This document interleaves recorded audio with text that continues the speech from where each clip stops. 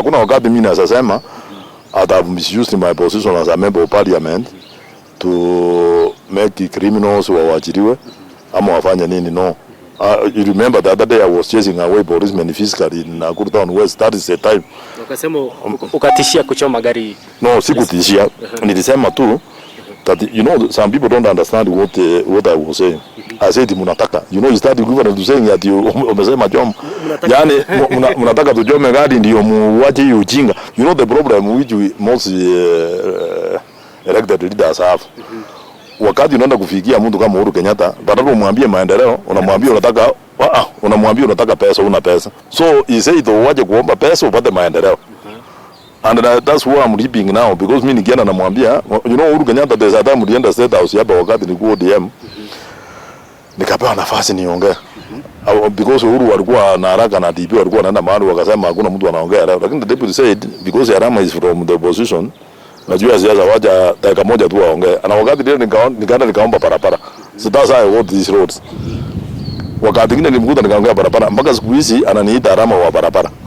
Nataka kushukuru sana serikali ya Uhuru Muigai Kenyatta kwa sababu Uhuru wako niangalia 2013 ati mimi ni member of parliament ya ODM wakosi kunipatia maendeleo. No, tulianza maneno yote Saida alikuwa huko, yeye alikuwa anataka maendeleo ifanywe kwa Wakenya wote. Au anasema ati Arama ni ODM uenda afanye kitu fulani. I might not be 100% correct. People could be saying other things about me, but in my consciousness it's very clear that I've discharged my duties as a member of parliament, as the constitution says.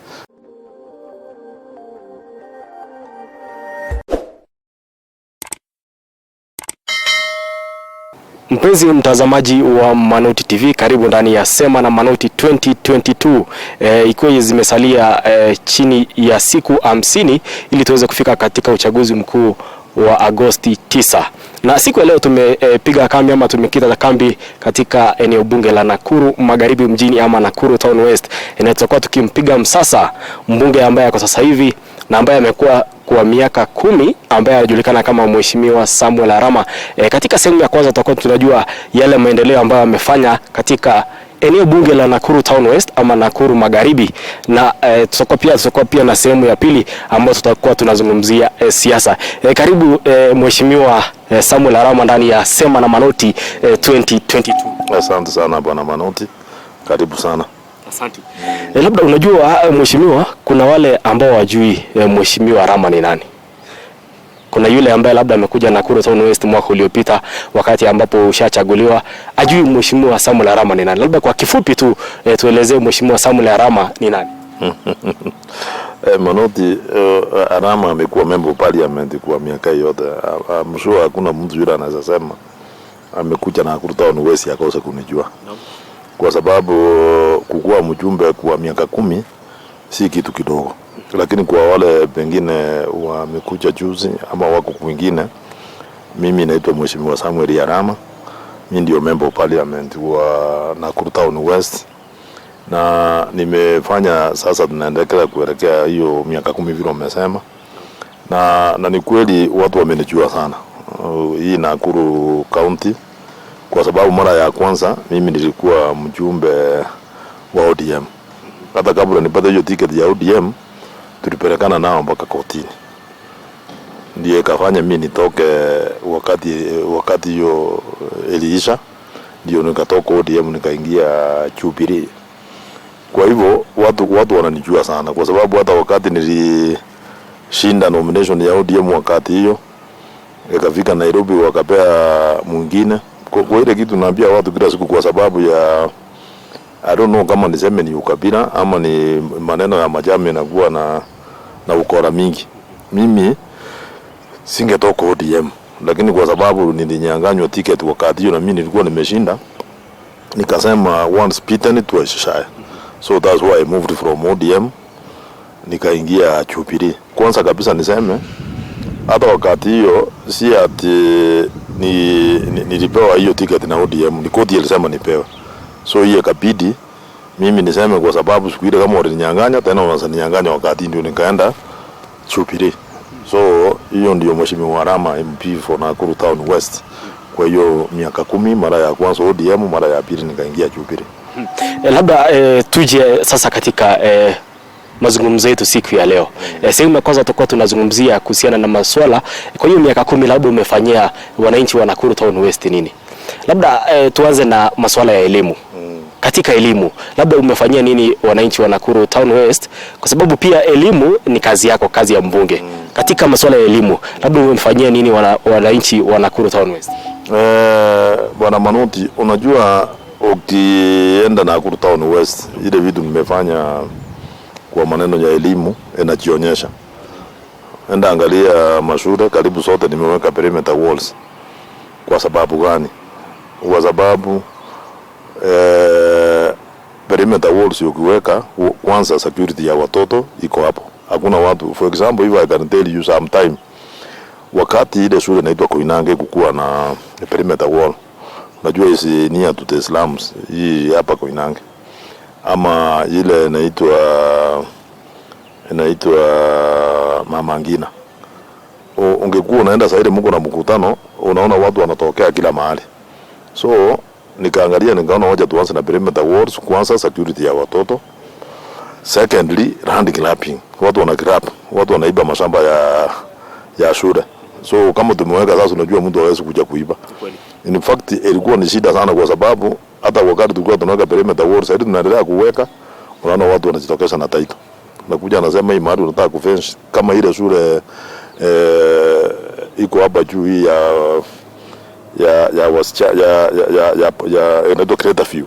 Wakati tulikuwa tunaweka fence, land grabbers walikuja wakasema, mheshimiwa, hapa mahali tunataka kuweka fence, wakaambia walimu hii shamba tuko na title, and indeed they came with title deeds, wamekata quarter plots. Wakati nilikuwa mkali sana, wakasema wakakuja kwangu wakaniambia, mweshi, fanya hivi, hata wewe tunaweza kupea quarter mbili hapo, lakini usilete shida. So nikajua these are just land grabbers, tukaforce na nguvu tukaweka hapo. Sasa mahali tumejenga sasa, hiyo ni boarding, ndio tumejenga, imekuwa boarding ya girls. If you look at, ukienda uangalie mashule mingi nimeweka perimeter walls, hiyo ni number 1. Safety ya watoto tumeweka, land grabbers tumewatupa mbali, and then now the school looks orderly. What I did in education, apart from hiyo mokuta tumeweka, tumejenga classrooms. Nowadays hakuna congestion in ukiazi. Labda mheshimiwa, kabla tukuje kwa masuala ya classroom, pia kuna shule, kuna Uhuru Primary na Uhuru Secondary na perimeter wall katika Nakuru Town West. Labda umeipangia nini? Now unajua Uhuru Secondary na Uhuru Primary project hii ilikuwa nyingine. They said one walikuwa nataka tuwajengee dining. Unajua apart from hiyo, unajua hii pesa ya CDF lazima pia you balance. Sasa tuseme Uhuru Primary and Uhuru Secondary tuliwajengea dining, tukawajengea classrooms, tukawajengea administration block. So you cannot again weka pesa ya perimeter wall to be too much money. But is one of the schools zile sasa tunataka kwenda kuweka, and if I'm going back and this financial year tumesema tunaanza kuweka perimeter wall because already they are satisfied. Wanataka, in fact walikuwa wananiambia wanataka pass, nikawaambia basi nilikuwa nimeongea na Uhuru Kenyatta, akasema atawapatia. Okay, mimi naona masiku yanaendelea kwenda, but at the end of the day the priority is not the wall, kwa sababu pia sasa tunataka kuweka wall round. Iko watu walikuwa wameipa shamba wako na title wakaenda kotini, tungekuwa tumeweka wall hapo. But when he started putting the perimeter wall, people went to court, wakapata court order, wanasema uwezi kujenga hiyo perimeter wall hapa. And you know, we refer the case now to the ministry and the Ministry of Agriculture. Unajua hiyo ni shamba, hiyo shamba ya shule ni ya Ministry of Agriculture. So there is nothing I could have done. Instead nikasema moja tuwajengee hiyo maneno ya dining hall na administration block. So actually what happened ni watu walienda kotini, wakasema because they said that they have a title. Na unajua this is a government which is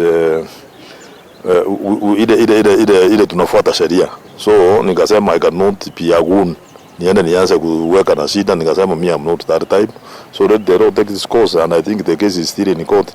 Immediately wakimaliza tutawapatia perimeter wall.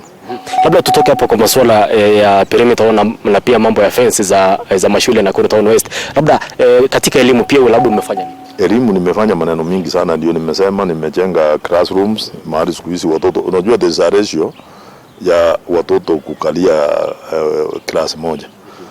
They are supposed not to be more than Lakini sasa unajua saa zingine ilikuwa inabidi wakuwe wengi because they didn't have enough classrooms. We have been able now to make so many classrooms, so we are on that ratio. Hiyo ni moja kwa maneno ya mashule, that is primary and secondary schools. Ingine nimenunua passes. The passes you can see zile Mama Ngina, ukienda huku Mwariki, ukienda Nakuru West, we have bought passes. And these passes zinasaidia sana because even revenue kwa serikali sometime back when they are not being used by students, zinakuwa used watu wanakomboa. And most of the time zinakombolewa zinaenda, so revenue inakuja, na hiyo revenue ikikuja na wabidi pengine ndio waanze kulipa kama maji and other things. Hiyo ni moja. Another one tumefanya pia kwa elimu, we have been giving bursaries, and I think that bursaries you have been attending. Bursaries tunapeana.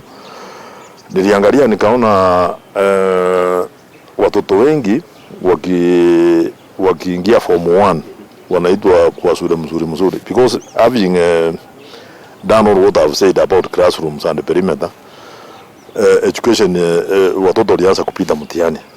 So sasa watoto wanapita mtihani, wanaitwa shule mzuri. Unakuta mtoto ya mtu kama mama mboga, mtu anaendesha baiskeli, mtu yule achiwezi amefanya from a public school sema kama Kaptembwa Primary, and remember Kaptembwa Primary and Heshima Primary asikuwa hivyo mbeleni. Hiyo tulipata donor.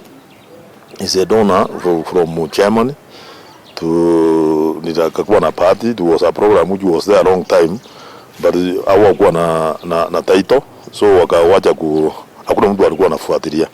Lakini wakati tulikuwa mjumbe 2013 nilifuatilia, ndio naona tukajenga hizo Kaptembwa na Heshima na Nakuru West. Standard hiyo kipekee. When people look at the Heshima and the Kaptembwa and the Nakuru West, is you can't know that is a primary school. Watu wengi wanafikiria ni shule ya mataifa, maybe inatakana kuwa mahali. So kwa sababu vile zimejengwa, standard education imekuja juu. Na vile imekuja juu, watoto wanapita wanaitwa Alliance, wanaitwa sana. Nikakuja kugundua ile bursaries tunapeana because pia si pesa mingi tunapata, lakini lazima ujipange. So nikaangalia nikasema watoto wote wale wanakuwa wanaitwa form 1s, those ones will be admitted to form 1s in public schools and good ones like Alliance, because we produce students to Alliance, Pangani, Nakuru High, Maranda. Hao watoto ukiwapatia hata nusu ya ile pesa wameitishwa, baada hawawezi kuingia. So nikasema all form 1 cases, kama mtoto ameitwa Alliance boys, mimi namlipia pesa yote ya first term, anaingia. Sasa unajua akiingia pale, hata kama ataenda kufukuzwa atakuwa anafukuzwa kama mtoto ya Alliance. Lakini usipomlipia, ukimpea 15,000 na wanataka 30, mtoto anafika pale anafukuzwa. So 15 umepeana, baada anaambiwa hatuwezi kuadmit mtoto. Nakuta mtoto bado wako wapi? Ako nyumbani. Akikaa 2-3 weeks, nafasi imeuzwa. These big schools rich people buy vacancies. So mimi nikaangalia nikasema lazima tuchukue watoto hapo na lazima tulipia school fees ya form 1 yote. And that's what I've been doing. Hakuna mtoto for the time I've been a member of parliament, hakuna mtoto amekosa kuenda shule ile kubwa kwa sababu yeye tunawalipia. Hiyo ni moja. Unakuta umelipia mtoto hiyo full school fees, lakini unakuta mtoto ana pesa ya kununua hata uniform. That's where now I come in to give my own funds. Mimi nachukua pesa yangu mimi mwenyewe na walipia wale hawajiwezi. Lakini pia kitu mzuri, unakuta shule zingine fees is inclusive. Unakuta school fees plus uniform. So hata hiyo tunalipa yote, tunalipa kama wamesema ni 56, that is school fees and uniform we still pay. Hiyo ndio imetusaidia kidogo. Kwa hiyo kwa maneno ya elimu nimejaribu sana, hata wazazi bado hiyo wanajua. Ukikuja maneno ya day schools. Day schools watoto unakuta wanalipa 12,000 ile feeding program. Watoto wanalipa 12,000. Hii 12,000 watoto wanalipa ni kukula ni mwaka moja because it's 444. So what did I do?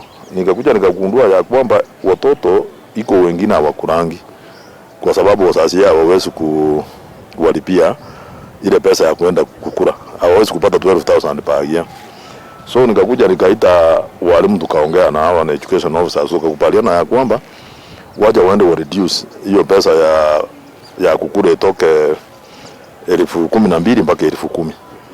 Initially we were in agreement, lakini wakuja wasema siku hizi vitu gharama ya maisha imeenda juu, gharama ya kununua hizi vitu ni expensive. So tukakubaliana, nikawaambia waja mimi ni make arrangements na walipia watoto 10,000 na nyinyi wazazi mnalipa 2,000. So that's what we agreed, and for 1 year. So like ile nimepeana juzi, hii watu walikuwa wanaongea juzi, I made arrangements. Ile pesa nimelipa, nikamwambia nyinyi mtalipa 2,000, mimi niwalipie 10,000. Mimi kama wamelipa 2,000 na mimi nikilipa 2,000, one time imeisha. Nikilipa 1,000 au zero order 1,000. But before the end of the term, because pesa ya CDF pia haikuchangi yote vile watu wanafikiria. It comes in batches, in tranches. So ile isipokuwa watu wengine wanataka kufanya siasa ile ya kusema hapana tunataka ulipe 10,000. Walisema umepeana 1,000. No, it was not 1,000. We were giving so that the malisike ndiye malisike tamu ya kwanza. Then when we get money tuendelee kulipa na mrenyo mpaka tumalize. Lakini one thing I realized wazazi wengi wanafurahia because they know. Lakini obviously those people wanataka wale watu ya siasa, wale wanataka kuleta siasa mbaya, they can start talking, but the parents can tell you for free. They appreciate it. So we have that arrangement that we pay 10,000 to every child ndio waendelee kukula. Hiyo ni kitu moja nimefanya watoto. Hata last time that's what I did. Hiyo imefanya watoto sasa kila mtoto anakula shule na ataperform mzuri. Hiyo ni maneno ya pasari na kukula shule. Another one ile tunafanya, we are encouraging teachers not to send away kids who are in boarding schools wale tumelipia, lakini unakuta kama nimelipa from poor families. We also sponsor students from very very poor families 100% CDF. So what do? We write letters and commit ourselves as a CDF office that those kids whom we are sponsoring 100%, because we are not receiving money from the board, wakubaliwe waendelee kusoma. And so far we have done it all this time, and in the process we have been able to make kids now finish Form 4, many of them from the time I started. We have almost 200 students. We are sponsoring 100% CDF funds for boarding schools.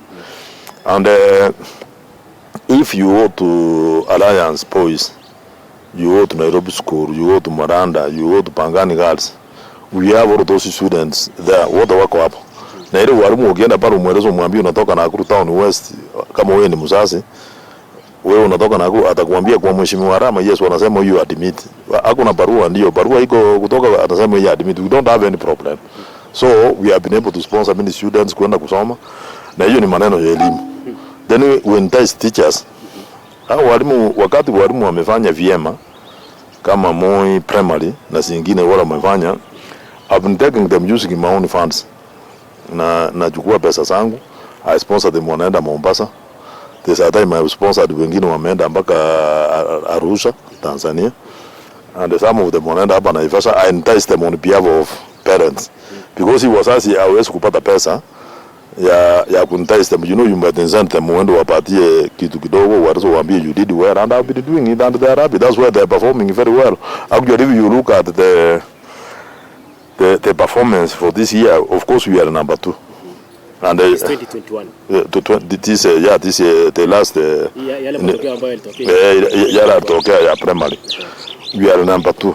And remember in the county. And remember Nakuru Town West, initially it was a slum. Because many parents didn't want to take the education serious, I took the initiative myself to be on behalf of the parents, ndio wafanye mzuri, and they have, because of me the kids are performing well. That's why we are number 2, and we hope that if we continue like that, if I'm re-elected with the type of things I want to do, I'm sure we will be number 1 anytime. So that's because of even in infrastructure, mabarabara ile yametengenezwa kukuwa na fumbi, siku hizi iko rami, unaona, so hakuna watoto wakitoka shule wanatembea kwa rami wanaenda nyumbani. So I think I've done my part. Labda mheshimiwa, labda kabla tuje kwa mambo ya masuala ya infrastructure ama miundo msingi, labda tuzungumzie, unajua umekuwa ni baadhi ya wale wabunge ambao unafanya vizuri sana katika masuala ya elimu. labda hii motivation ilimetoka wapi? Kwa sababu wewe ikifika ni masuala ya elimu, wewe ni nambari moja. Labda hii motivation ilitoka wapi? Ilitoka kwa sababu unajua mimi I come from a number family, and like most people might not be aware. Mimi nilisomea huku kwetu nyumbani Kisii, that was Kisii large that time, lakini ni Nyamira siku hizi. Na ikakuwa ya kwamba sisi wazazi wetu walikuwa ni watu ya maskini, huku ni watu ya huku chini, despite the fact that we moved from our rural home tukakuja settlement, where people thought that settlement is ni watu matajiri, lakini hatukuwa matajiri hivyo, kwa sababu mama yangu alikuwa ni peasant farmer, yule anapata vitu anaenda anauza, na mzee yangu alikuwa ni watu ya nyumbani tu. So nikaangalia nikaona vile tuliteseka sana. But fortunately enough, ile shule tulikuwa tunasoma ikakuwa my siblings, my elder brothers and sisters wamepita mtihani. Hakuna kwetu, hakuna mtu alikuwa anaanguka mtihani tukiwa kifanya standard 7. Lakini ikakuwa ni shida pia kuingia form 1. Na wakati hiyo unakuta like my sister was called to Nyabururu Girls, that was those were very good schools. Mwingine akaitwa Kisii School, mwingine akaitwa wapi. Sasa ikakuwa ni shida sana. Saa zingine unaenda unatembea, siku hii hatukuwa na pasari. Ikakuwa tunaenda kwa relatives. Unaenda tuseme kama unaenda kwa relative yako unamwambia huyu ameenda shule fulani, lakini tumeshindwa kuenda. Wengine wanafukuza wewe, wengine wanakupea kitu kidogo. And you know, you could even remember that mtu anakuja anakueleza, anasema wewe umefika kwa relative, unataka akupea pesa ndio kununua viatu. Ni sedi anakupea viatu ya wasawa wako au ni rich people, anakupea viatu. Lakini viatu kumbuka haiwezi kukufiti because hujaangalia size. You don't know the size. Lakini anakupea because ni viatu black. So you can either get the very small ones or the big ones. Ukienda shule. But sasa ukienda shule lazima uende na tukapata shida sana. Lakini kwa bahati nzuri, kwa sababu my sisters and brothers walikuwa wamepita, wakati mimi sasa niko primary. Then wakati naenda kufanya mtihani, something very unfortunate happened during that time. Tunaenda kufanya mtihani kama from next week, tuseme sasa kama from Wednesday. Then my mother passed on. Unaona, yani alikufa kama leo. It was on 1 week to mtihani. So there were some conversation within my relatives. But then my sisters walikuwa wamekuwa sasa wameolewa, wameanza kufanya kazi, wamemaliza university. And you remember my sisters and brothers wale walikuwa university, sasa ndio walikuwa wanatumia ile boom. That time students walikuwa wanapewa pesa mingi sana. So boom ndio ilikuwa inatusaidia kusustain sisi familia. Anaturibia school fees, analibia wengine hapo wanafanya. So lakini kwa bahati nzuri when my mother was passing on, my sisters walikuwa wamemaliza university, wameolewa na watu wengine pia wale wanafanya kazi Nairobi, wako na pesa. So they said, wakasema no, hii mtoto asiende kufanya mtihani kwa sababu mama ameaga and those affected. So my sister akanita akasema no, wakanibembeleza wakasema uende fanya mtihani. And you know what I did? Ndio nikakaa nikafanya. I was number 1. Ndio nikaitwa shule Nairobi. Pongezi. So sasa nimeitwa Nairobi. Nikaenda kusema huku, ndio nikaenda kusoma huku. Shule ya upili ulisomea Nairobi? Nairobi, yes. So sasa nimetoka kwanza safari yangu kwenda Nairobi. Ilituma my sister alikuwa ameolewa na my late brother in law Engineer Kekonge. So wakati nilikuwa safari yangu ilienda, sijawahi kuona safari ndefu kama hiyo. Kutoka Nyamira mpaka Nairobi. Waja tulienda sasa tulifika huko. Nikashangaa sana hata kuenda, nikaenda for the first time nikaanza kuona street lighting. So nikafika kwa nyumba. Unajua alikuwa anakaa nyumba mzuri because this guy was an engineer, my brother in law. My sister alikuwa pia nimeenda Nairobi mara ya kwanza, naenda sijawahi kuenda hapo, nilikuwa nasikia. So sasa nimeenda pale, naingia kwa nyumba, hata nikashangaa nikakuta hata kwa nyumba hii ndio choo iko ndani ya nyumba. Hata anauliza anasema watu hata sasa unauliza unataka kwenda wapi, unaweza unaambiwa choo iko hapa, hata unashangaa sana. So nikakuta hata bafu iko kwa nyumba. Iko na ile pension ile ya kwa I remember the first time nilienda kupati the following day because waliamua kwenda kazi, wakaniwaja na mfanyikazi. So mkasikaji akaenda akaniweka maji kwa ile penseni. So badala niingie ndani, nilale ndani nioge, mimi nikaenda ile ya kwetu Kisii ya nyumbani. Anakonga muranga anasema fungua kwenda kuangalia anakuta ni maji. So that's we have passed many stages.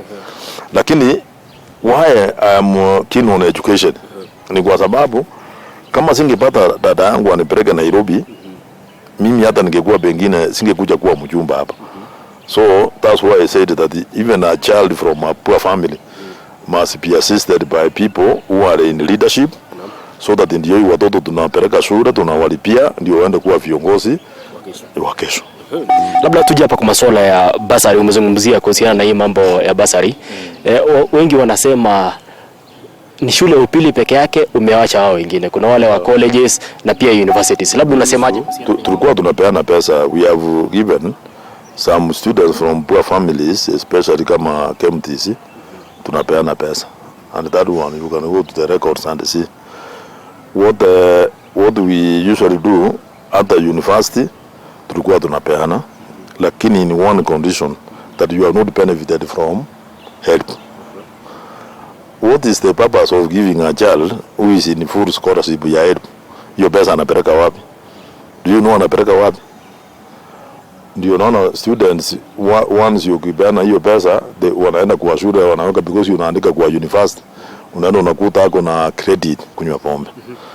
What would be better? Ni zaidi utawaje kupeana pesa kwa students who are university, because the money cannot be enough. Is one, you must be able now to sit down and agree to your committee that do we continue giving university students at the expense of a child who is going to Alliance? Because if I give university, then it means I cannot be able to pay fully from one cases where wanaingia Alliance. It means that child will drop out of Alliance. When do you think is better? Kama ungekuwa wewe kusaidia yule wa chini, yule ya university anapata help. And then help, you know, is compulsory. It's a must. If you apply help, one of the conditions when you receive admission letter at university wanasema apply for help. So students wanna apply, but they don't tell the parents. And I've been assisting those ones who have applied, who wanaenda kupata. Do you know what I do? And help is given according to where you come from. So if you are an orphan, you are given more money. If you have one parent, you are given less than either your orphan. If you have two parents, you are given like that. So why should we pump more money into the university and the colleges? That's what I've been doing. And that one, I'm not ready to go back. I would be giving money. If I'm still re-elected, I cannot cheat you that I will go outside what I've been doing. I will still do the same things for the purpose of kumake watu wengine pia wainuke. Labda tuje hapa hivi, umekuwa ukisema kwa muda mrefu na pia on record ya kwamba masuala ya boarding school na Nakuru Town West, there is no need. There is no point. Unajua ndio niliona mwenzangu akiongea mahali nikaona kiribu anasema ati sasa hapa Nakuru Town West umeona boarding. Unafanyia boarding nini Nakuru Town West? Boardings are everywhere in this republic and very good boarding schools. If you unataka kutoa mtoto umtoe tuseme kama Milimani Primary, utengeneze boarding ya secondary school. Utoe mtoto Milimani umpeleke next tena Milimani secondary. Hii mtoto atakuwa exposed lini? If I was not taken to Nairobi nikaenda kusoma, I could not have been exposed. Nijue vile maneno inakuwa. The best thing we are doing, let's make primary schools conducive in learning, so that watoto wapite waitwe shule kama ile Arama'S, waitwe Pangani, waitwe wapi. And then remember, if we, for example, tuseme kama ile Nakuru West kwe boarding school, hii watoto hapa hawezi kuingia hapa. Sasa hivi pia ni boarding school. Kuna wale ambao you know those ones who are boarding ni wakina nani? Those ones who are disadvantaged, yani wale hata nyumbani kukula ni shida. So tukasema let's start as small, it's not officially a boarding, lakini tukasema moja tuweke watoto hapa wasome. Those ones are disadvantaged, those who even get their own funds, that one they are not given by the government. Unajua hawapeani pesa ya serikali hapo. Wale watoto unaona hapa ni those ones who are so poor tadi hata mimi nikipata pesa naenda napea mwalimu na mwambie nanunua nini wakapo ndio wakule, kwa sababu unakuta mtoto amefanya standard 7 kutoka standard 8 kutoka maybe tuseme kama ni Kaptembwa, wazazi yake walikufa wote, hii mtoto ana mahali ya kuishi, so we put that child there. It's not official. So that's why I said that if we take it to boarding, we put it to boarding, we cannot be able to admit our poor students from Kaptembwa wengi hapo, because now it would be taking students from all over the country. So we don't need boarding schools in Nakuru Town. We need day schools so that we can help our poor children who end up kusoma ni walipie lunch. And then the ones who are passing very well went boarding schools outside Nakuru so that they can get used to another environment.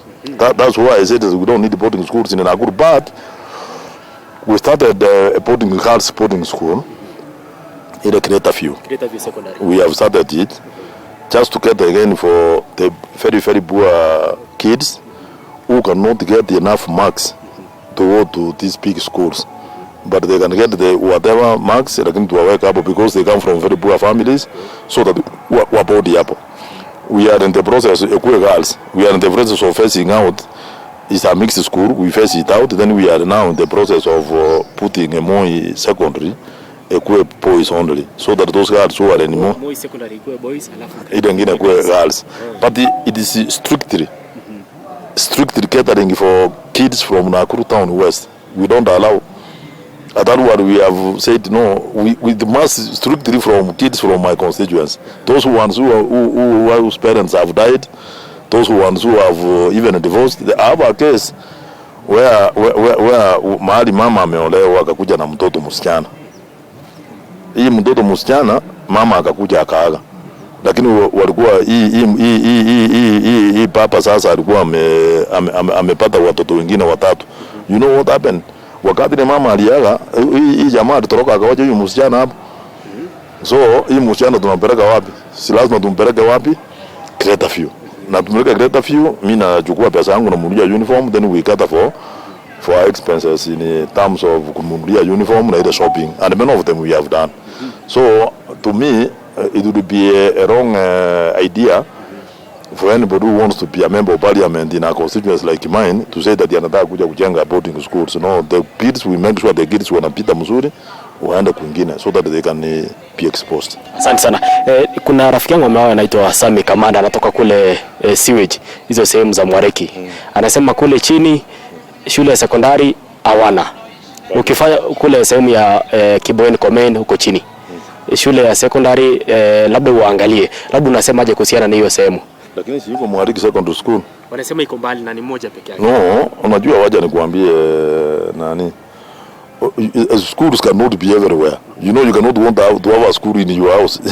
And you want a secondary school in your house. What are you doing in your house? Walking from Kiboweni Komen to Mwariki is not even 2 kilometers. So what would be the problem? What the commander should be telling us is that anataka barabara zitengenezwe zikuwe mzuri so that unapea mtoto hata transport ya renda shule. That's what we need. And you know that road are even doing tarmac road. We cannot have schools the way you want. Even let me tell you, kujenga a secondary school in a place like Mwariki, Kiboweni Komen hiyo mahali anasema Ronda, it will be very difficult. One, wapi hiyo shamba? You must start by buying land, and you know the smallest hectare of land you can buy, it must be at least 3 acres. Where would you get the money to buy 3 acres in Ronda? Mashamba yameisha, hata kama iko, it would be very expensive. What it means is that if we want to build a secondary school in Ronda, then we must forfeit anything in Nakuru Town West. Even these parcels we cannot give. So ndio tuseme nao mada turunue shamba. So what financial year? Pia tena mjenge. So it would be useless. Maybe what we need to do kama ningekuwa kama kwa sababu Mwariki iko na pass. What could be happening with parents? Wacha parents pia wakuwe responsible kidogo. Waende waongee na mwalimu mkuu so that ile pass ina drop watoto on that route. Unalipa pesa kidogo. Shule ya Kiboeni Komen Primary, labda hiyo uwanja ikigawaliwa kukua pia na secondary. You can't, because there are also procedures. You can't turn into shamba ya primary ile kulingana na acreage that you said unataka kuweka, it will be, and you know, to me wacha watoto wakuwe exposed.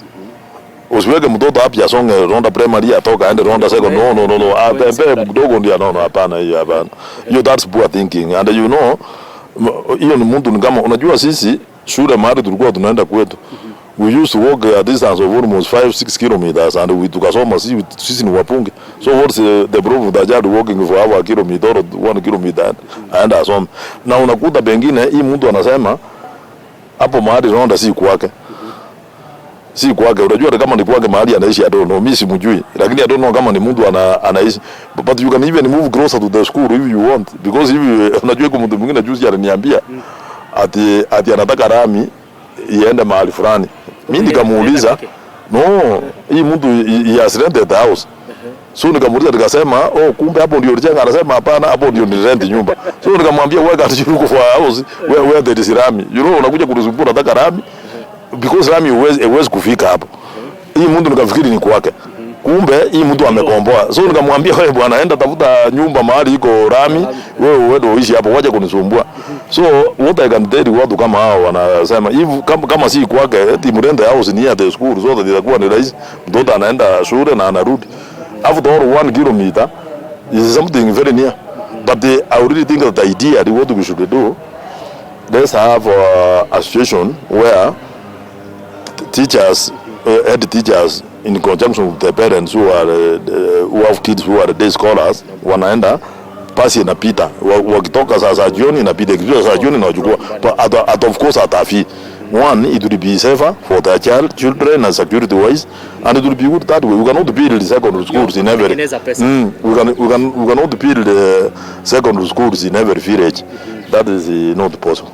Labda Mheshimiwa Samwel Arama, umekuwa mbunge kwa miaka 10. Labda unajivunia nini katika masuala ya usalama?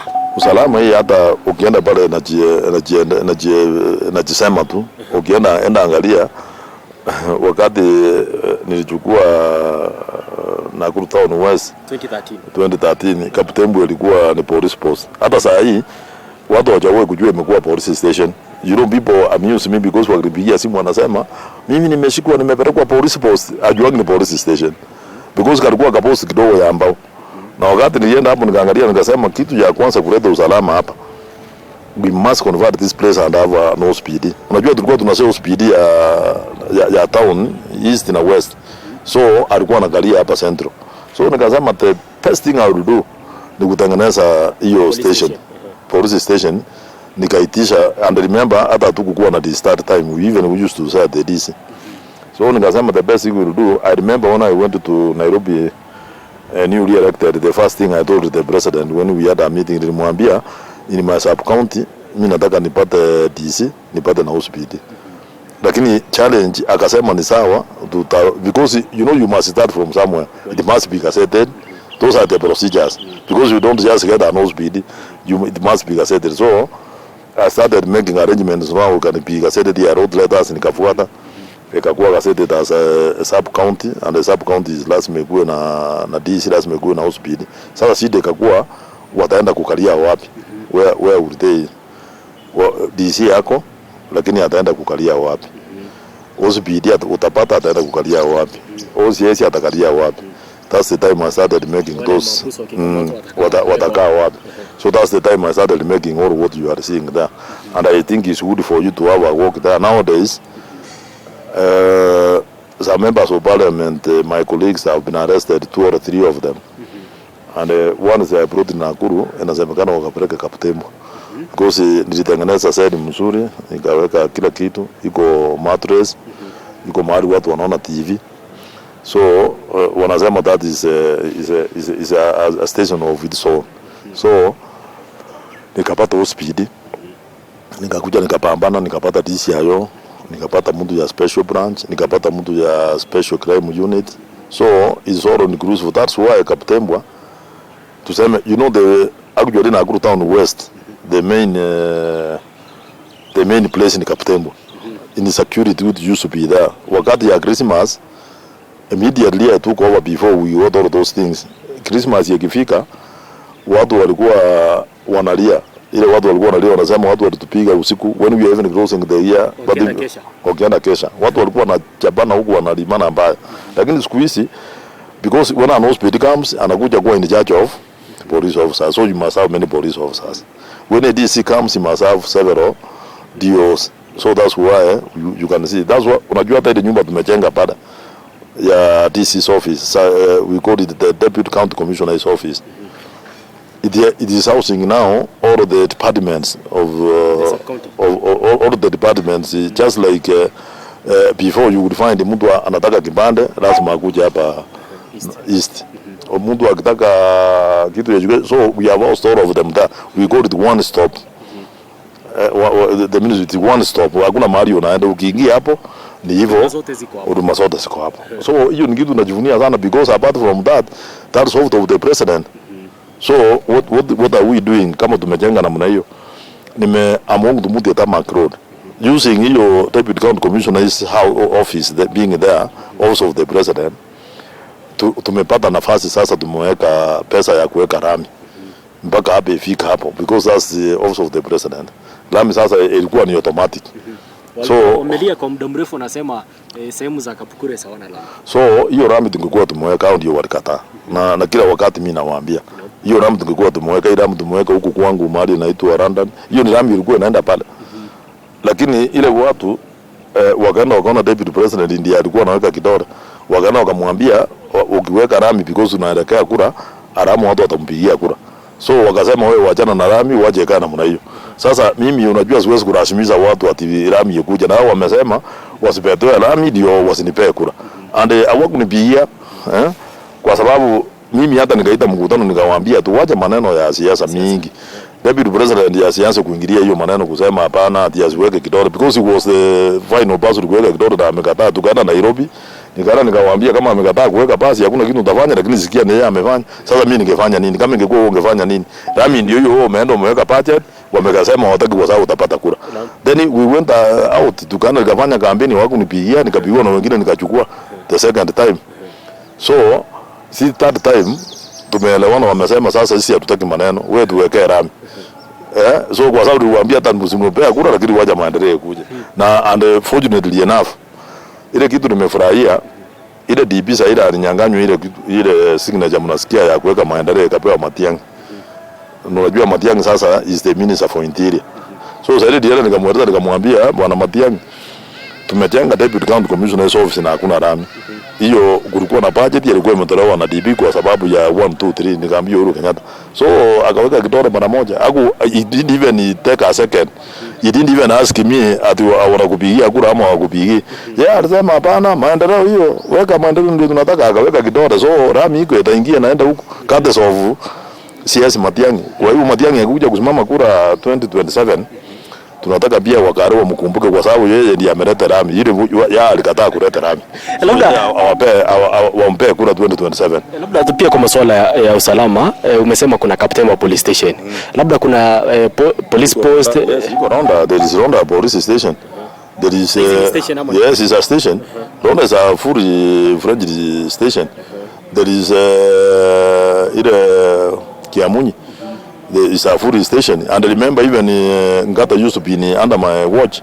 It's only that we released the other day, and all those ones iko Ngata ni wapatia pass, ni wapatia gari, no the pass ni wapatia gari ya patrol. The traffic, unajua traffic hii tulipambana sana. Nikasema saizi Nakuru tunest mko na yeah, tuko na traffic pace because what used to happen, watu wanatoka hapa east wanaenda pale Everett. Hapo ndio wanaenda wanaarasi watu. Unajua maneno ya polisi saa zingine yendangi sawa sawa kila wakati. They come and harass my people in Nakuru town west. Na ukienda kuuliza wametoka wapi, wametoka east. And you know east siwezi kupiga kelele kwa sababu wao that's another sub county. So nikakataa nikasema I want all security agencies to be in one place. That's why nikajenga ofisi ya traffic, nikajenga ofisi ya USPD ya kila mtu. So wako hapo. Na ukienda hapo sasa USPD ako na hiyo station ya Ronda, ako na ile alikuwa na hiyo ya Ngata, alikuwa na hiyo Kiamunyi, ako na nyingine hapa karibu na Soiro hiyo ya chini hapo Baraka. Alafu iko nyingine sasa tuliweka pale Parut Parkview. No, backview is not backview, hiyo ni inaitwa nini, patrol base. Tumeweka you know now security is iko sambamba. Labda masuala ya street lighting hiyo nimeweka sana. And unajua niliambia watu chusi kuna ka video niliona walikuwa wametuma katika mitandao ya kijamii, wanasema watoto siku hizo wanacheza mpira usiku. Wanacheza. What happened? Hii security lighting nilifanya sana, kwa sababu unajua security lights zisikuwa hakuna uhalifu itakuwa mingi, na mimi nikaweka kila mahali. Ile kitu nafurahishia, unlike the previous county government, hii government ya Ricky Nyanjui, county government ya Ricky Nyanjui, wacha nikuambie, wanalipa hiyo street lighting in time. Remember, ukiweka street lighting ile watu wanalipa ni county. Unajua sisi hatuna hiyo pesa ya kulipa. Unaweka lakini county government inalipa. And Ricky Nyanjui has been paying promptly in good time. Hata niliweka, wacha hata hiyo hii maasisiona zote hizo milioni niliweka. Hata ukiingia bado kwa bridge ukitaka kwenda, hiyo iko hapo kwa barabara, hiyo inamulika, kwa sababu zile watu walikuwa wanangoa, wezi wanakuja wanangoa watu wakifika wanawapiga hapo. Tukaweka ile ya juu. Ukienda pale Ronda tumeweka ngine hapo. Ukienda hapa Soiro tuliweka ngine hapo. Ukienda hapa Randa tuliweka ngine. So zile za juu. And do you know pays the county government has been paying and is paying promptly. So Ricky Nyanjui ndio nasema, unajua mtu anajiuza na maendeleo. And you know that's what I was telling people, that Ricky Nyanjui ile kazi amefanya, maendeleo ile amefanya, yeye anastahili apawe tamu nyingine aende kumaliza, kwa sababu kama saa hii tumekuwa city. You know what comes with us city? Many things. No, many things are coming as Nakuru city. And the only person who anajua hizi vitu ameleta ni Ricky Nyanjui. So mimi napigia yeye debe, nasema tumrudishe, kwa sababu ananilipia stima. And like the previous places where ulikuwa unakuta saa zingine stima inakatwa, unaweka Arama'S, unakuja unakuta stima imekatwa. So it makes no sense. Street lighting asijalipwa, simekatwa. Katika masuala ya usalama pia, wale wapinzani wako wamekuwa kisema umekuwa pia ukitishia maafisa wa polisi na pia wananchi. Wewe unaongea na Uhuru na pia unaongea na Matiang'i. Kuna wale wahalifu ambao labda wanakamatwa, wewe unapiga simu police station, labda wanaachiliwa. Labda unasemaje kuhusiana na hiyo mambo? Sijawahi kutumia jina ya president ama Matiang'i waachiliwe. Those are just dreamers. Ni watu unajua ni siasa. Kwa sababu tuseme mtu ameua mtu, kana teri na Zambia polisi waajiria hiyo mtu amewajiria ni capital offense. Inawezekana mtu ameibia mtu anasema waajiriwe. It's not possible. Unajua hao wanasema namna hiyo, they don't know the work of a member of parliament. You know, we oversight the members of parliament. Kasi unajua wale wanaongea, before you sit on that seat, you might be talking things which are not there. The work of a member of parliament is to oversight the executive. So supposing wewe ni member of parliament, askari wameenda wameshika watu hapa, watu walikuwa wanatembea usiku, si ati walikuwa wanaenda kuiba. So wewe umechelewa kutoka mahali ulikuwa unaenda, umeshikwa na polisi, unaulizwa unatoka wapi? Hilo unajua askari wanafanya, wamekuwa wameweka station. You just have my number. Unipigiwa sasa, mheshimiwa Arama, mimi ni Manoti, yule Manoti TV, nimeshikwa na nilikuwa natembea tu, hakuna kitu nimefanya. Nimejaribu kuwaambia mimi ni journalist, wamekataa. Arau mimi nichukue simu nipigie hospitali, nimwambie mtu anaitwa Manoti alifanya nini, waseme hapana, alikuwa anatembea usiku na nia ya kwenda kufanya. Nimwambie hapana, Manoti ni journalist, muachilie, namjua, uachiliwe. Ni makosa gani nimefanya? Those are the people who are talking. Na ukiangalia wale watu wanasema hiyo maneno ya watu kusema Arama anasema they are my competitors. Some of them, the people who are opposing me on everything and all of the things I do. And even kizuri, they are always opposing. Ukifanya ile, you know, ni kutaka kujionyesha ya kwamba, you know, there are people who are of that nature. Ukienda unaangalia watu, people oppose anything, people, you know, watu iko kwa society and everything. Ukienda ufuate hiyo mtu mpaka kwa mahali nyumbani ametoka, utakuta papa yake alikuwa hivyo. Unajua ni watu wanakuwa na ujinga tu ile ya kawaida. Unakuta mtu anaoppose kila kitu. Hata Samwel can even say that the Arama'S never done anything in Nakuru Town West. Ukimwambia police station hiyo ilijengwa, atasema hakujenga, hiyo ni pesa ya serikali. It is like anataka mimi nichukue pesa yangu kama Arama nitengeneze. So because they don't know. And if they are seated like I am seated today, they will do what I'm doing. If you are a member of parliament, mtu akupigia simu, you must wait, umefanya nini? Kama mtu hajafanya kitu, you request ya waajiriwe. And in any case, police officers are not complaining. Mimi sijawahi kuona askari ana complain. You know, I'm one person who is very friendly to police officers. Ile magari yangu ukienda pale Kaptembwa police station hawakuangi na maji. And my vehicles deliver water there. They deliver water huku Ronda. My vehicles zile magari zangu za maji, they will deliver there for free of charge. So the officers there, they are very happy about me. They don't have any problem. When they have an issue, kama one officer amekufa, they come to me na wasaidia. Kama officer ameshindwa kitu fulani, so they are so happy. So I was expecting that kama if I was doing something illegal, these officers could have a complaint, and there is a channel in which they can do it. They can write direct mpaka ifike huku juu semekana mheshimiwa fulani is misusing his position. He knows the president. Not that if I want to talk to the president, I talked to him the other day. Wakati watu ya bodaboda walishika hapa town wote irregularly, yani wanaenda wanashika ile watu who have complied, walishika wote hapa. I wrote for the president and we sorted it out, and I told him that these people wanataka kukuharibia. Na ulikuwa unaona watu ya Tanga zaidi, watu walishika Kenya mzima. Wakati Uhuru alisema wakati Uhuru ndio ilifanyika Nairobi, walianza kusema watu ya bodaboda mnaturumiwa tuchague tuende kufanya nini. You know, it's like they are coming from heaven. Vitu vya ujinga tu ile ya watu ya siasa. But the president tuliongea naye akasema hiyo watu wote waachiliwe, nikaenda we sorted them out until late in the evening under the supervision of CS Matiang and the provincial administration, and we agreed that it was a mistake. He watu wakajua pikipiki zao, and you can see in town they were very happy. Wakasema nimewasaidia kwa sababu askari walifanya nini. Unakuta mtu ako compliant, ako na kila kitu, lakini wameshika wamempeleka pale. So wakati nilijaribu kuongelesha hao askari hapa, nikaona wanasema ni Uhuru Kenyatta amesema, and because I can talk to him, nilitafuta njia nikamuongelesha, tukaongea na Matiang'i, akakuja akawaachiliwa. So hakuna wakati mimi nasema I have misused my position as a member of parliament to make criminals waachiliwe ama wafanye nini. No.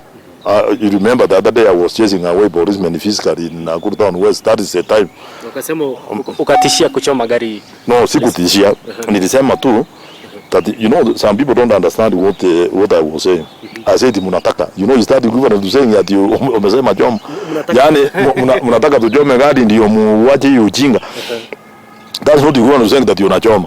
I said mnataka because rajia ndio waliniita. Nilikuwa kwangu wakaniita wakasema hii askari rajia kutoka East wanakuja kusoma. Wanatoka East wanagari patrol wanakuja hapa wanaanza kutushika na ile maneno rais alisema jana tuachiliwe kwa sababu Uhuru alisema 3 months. Sasa watu wameweka gari hapo wanashika watu ya Nakuru Town West. Hata nikapiga kelele nikasema kama ningekuta watu ya Nakuru Town West na patrol wanashika tatu wanaagiri. But you are unatoka pande ya East unakuja West. So that's why I made that noise. No, that was trespass, and I think I have no regret. That one I cannot regret. And even if I find them today doing the same thing, I would chase them away, just like the way I chased them that time.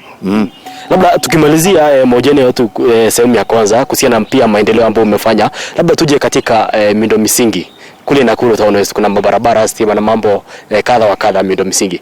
Labda kuna kitu ambacho unajivunia? Yes, mabarabara enda angalia. Unajua mbeleni kama wakati nilihamia London, hakuna mtu alikuwa anataka kwenda London. Manyumba kama umetoka Nairobi unakuja Nakuru, the only cheapest place you can stay ni London kwa sababu is near town, but there was no infrastructure, hakuna mabarabara. Enda angalia vile mabarabara nimetengeneza hapo. And you know, by the way, I'm the one who has opened this town. Kama ningekuwa service, ile barabara unataka kupitia ende milimani iende kutoka Bahati ingekuwa. Kama ningekuwa service barabara inatoka Mama Ngina primary inatoka hivi inaenda mpaka East inaenda mpaka 58. Hii inaitwa Kinutu Ambuga Road. I think Kinutu ni ile ya kuteremka ingekuwa. So watu lazima pia wanashukuru sana kwa sababu nimefungua town apart from making town peke yake city. Kufungua city, by the way, nowadays is a city. Hii nimefungua city. Ukienda Kaptembwa ile Kisbu program ingekuwa Kaptembwa ikuwa namna hiyo. Mbeleni watu wao wanataka kwenda Kaptembwa because mabarabara ilikuwa ni mbaya. Drainage, unajua I remember iko councilor Maina. Wakati mvua ilikuwa inanyesha, maji yote ilikuwa inatoka juu inaingia kwa manyumba kwa watu huku chini. Na wakati tukuja Kispu program, ungimeda program, mali maji yote inatoka inaingia nini inaenda mpaka Rivandaru. Nowadays hakuna flooding. Kaptembwa kama wakati kama hii mvua inanyesha mingi, saa hii hata singekuwa nakaa kwangu. Watu walikuwa wanakuja wanalia Lakini from the time I took over, I made sure the drainages are properly done in Nakuru Town West. Siku hizi maji ingi kwa manyumba. Hiyo maji yote tumeiweka sawasawa na ingia naenda huku chini. So there are no floods. They used to have a lot of floods. Manyumba ilikuwa inachukuliwa kwa watu. Nowadays watu wanalala huku Nakuru Town West. Ndio nilikuwa nimesema juzi. You know, Samwel was saying that Arama, mbona wewe ukienda function watu wakupigiange kelele ati kwa sababu members wa parliament yuko ndio wanapigiwa kelele. Utanipigia kelele namna gani? Kwa sababu ile floods watu walikuwa wanaona para hakuna. Mabarabara watu iko rami. Mashule ndio nimetengeneza. So I think it is like mimi najivunia sana maneno ya floods hiyo nilitengeneza na hiyo maneno ya rami nimeweka na hiyo street lighting nimefanya. Then nataka kushukuru sana serikali ya Uhuru Muigai Kenyatta kwa sababu Uhuru wako niangalia 2013 ati mimi ni member wa parliament ya ODM wakosi kunipatia maendeleo. No, tulianza maneno yote zaidi alikuwa huko yeye alikuwa anataka maendeleo ifanywe kwa Wakenya wote. Au anasema ati Arama ni ODM uenda afanye kitu fulani. Actually if you compare these other constituencies, the surrounding constituencies, I think in terms of infrastructure mabarabara nimefanya kuliko wengine wote. And I'm sure the only place mahali barabara zimewekwa rami. What check Ndoro County is Nakuru Town West, hakuna kwingine. Hivi kama iko kwingine niambie ni wapi. So I think hivi nachifunia sana. Labda hii mpango pia Ronda. Ronda gani? Mabarabara pia ni mabarabara. Of course we are doing Ronda. Mwariki we are doing the tarmac road. Already ile barabara kupita round kutoka top 10 uende Nyumba Nyeusi, uende Mwariki secondary and primary, uende kupanda hivyo kuje Mbuwa and Mbuwas. We are doing tarmac 3.5 kilometers. I would be there next week. I wish you could come and accompany me on the kazi tumefanya hapo.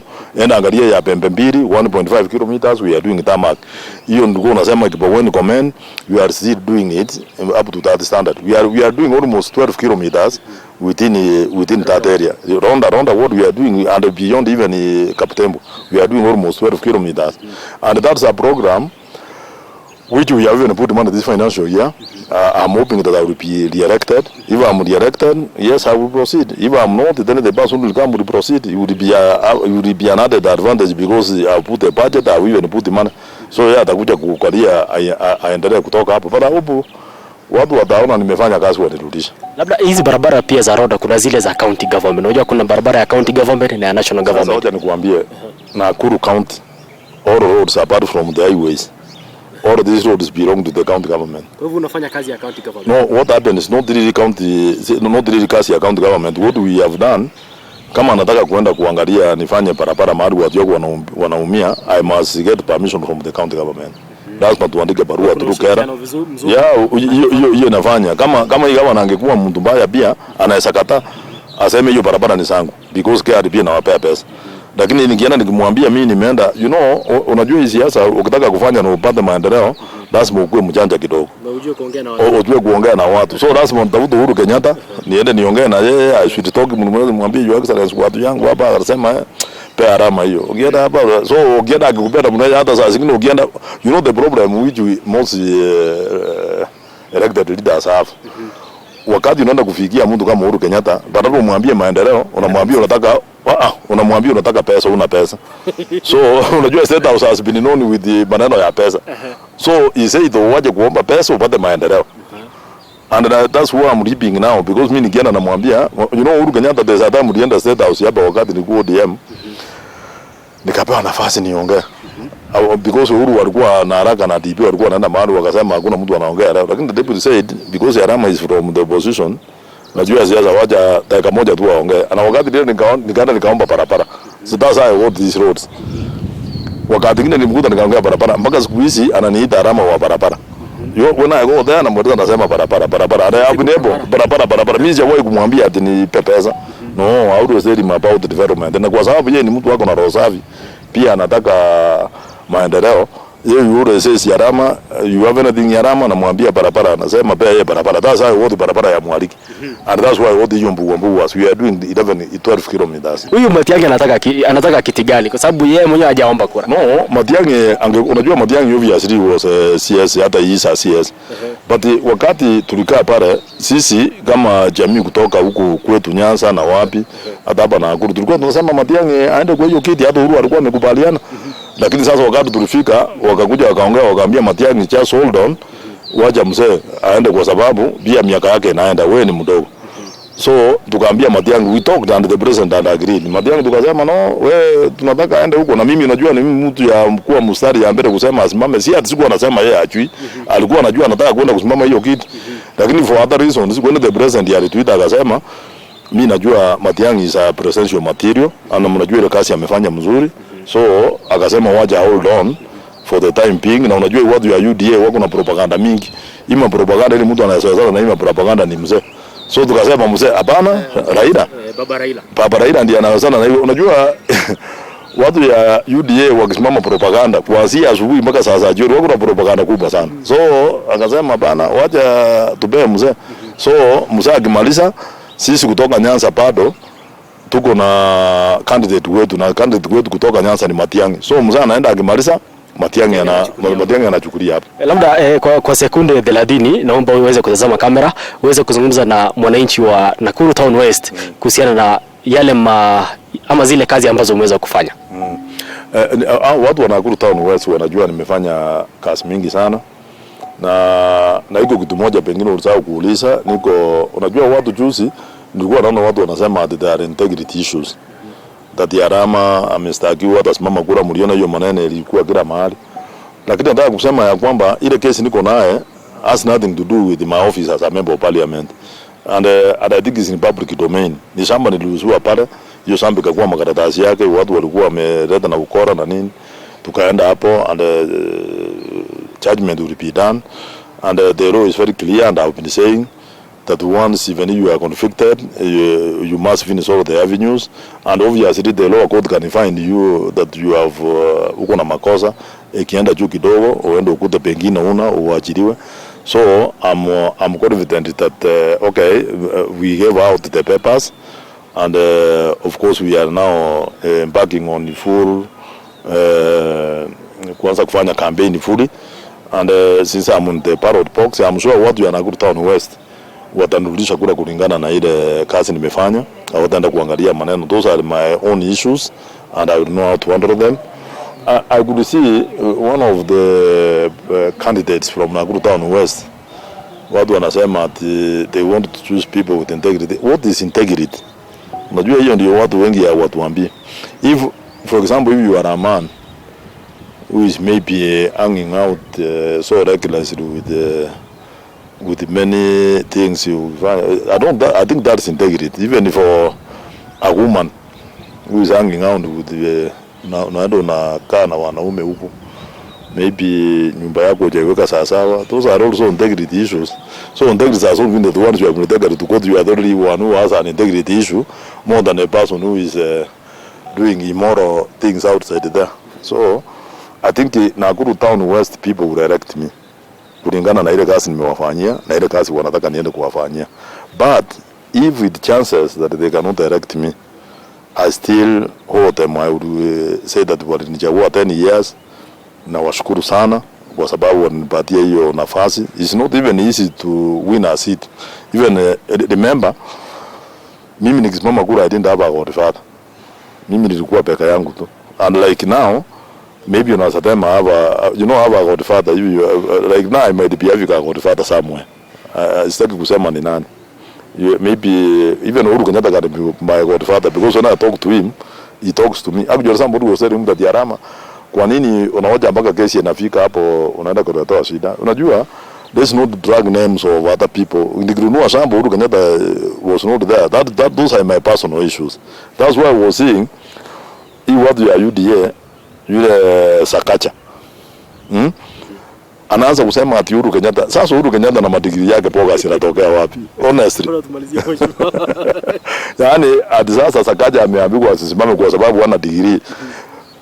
Sasa mara ya kwanza wakasema digiri yake ya Nairobi. Wakuja wakaguka wakaenda Uganda. Sasa Uhuru Kenyatta anatokea wapi? Hata hiyo kitu nataka kwenda kuongea maybe na public place rally. Niambie watu at carry your own crosses when you have your own issues. Like sasa kuanza kusema and you know watu ya UDA wakiongozwa hata na mkubwa yao. Iko wakati walikuwa wanaanza kulima Matiang'i kuanzia asubuhi mpaka saa jioni. Sasa siku hizi CS akisimama even when he is discharging his duties as a CS for interior or Mujeru, they are still complaining. So mimi nataka kila mtu abebe msalaba wake. Kama umefanya vitu zako wewe endelea. Madigiri ya Sakaja, madigiri ya Marara, madigiri sui ya nani, those are the people who didn't go to school and they want to. Sisi ndio tulipitisha sheria that in order for you to file for a governor you must have a degree. So you don't have a degree, ndio tukasema kama uko degree iko vitu vingine hapa chini. Uende MP, enda wapi? Why do you go to a seat where you don't qualify? So hii maneno ya side source cannot help us. So I think for what we are Nakuru Town West, I'm sure kulingana na ile niko na imani and I'm confident that they will direct me from what I've been doing. But even if I'm not elected, imagine I will not be Peter. I will say kwa mtu mwingine ansia hapo tena take and compare. Asante sana Mheshimiwa Samwel Arama kwa muda wako na pia kwa kuweza kuzungumza kuhusiana na masuala ya yale maendeleo ambayo umefanya. Labda swali moja tu la mwisho, labda uko na any regrets ama kuna kitu ambayo labda umesahau na ama pia kitu ambayo labda imekukera kwa hiyo miaka 10? Mimi sina. I'm telling you my regret is not that I cannot regret on anything. But I'm just happy that I've been able to serve people for 10 years in a capacity as a member of parliament, which is something which I never imagined. I've never dreamed. By the time I was living in my home, going to school, as I told you, when my mother passed on, I was taken to Nairobi. I used to admire members of parliament because that time we used to go and see the one from local areas, the way they used to have some. I would only say that what we are Nakuru Town West and Nakuru County as a whole, I'm just too happy that I've served for 10 years and I've been able now to be in that position of leadership. And I'm sure most people have said I've done fairly well. I might not be 100% correct. People could be saying other things about me, but in my consciousness it's very clear that I've discharged my duties as a member of parliament. As the constitution says, and as I've taken note that I will serve and do everything by the constitution and by the order I took of that office. I'm just happy. Asante sana. Okay, mtazamaji, imekuwa ni mahojiano na pia mazungumzo na mbunge wa Nakuru Town West Mheshimiwa Samwel Arama kuhusiana na yale maendeleo ambayo amefanya kule Nakuru Magharibi mjini kwa miaka 10. Imekuwa ni sehemu ya kwanza ndani ya Sema na Manoti 2022 na ninaomba uweze kutazama sehemu ya pili ambapo tutakuwa tunazungumzia masuala ya siasa. Tunajua pia ni mwanasiasa na katika sehemu ya kwanza hatujazungumzia siasa. Siasa itakuja katika sehemu ya pili. Asante.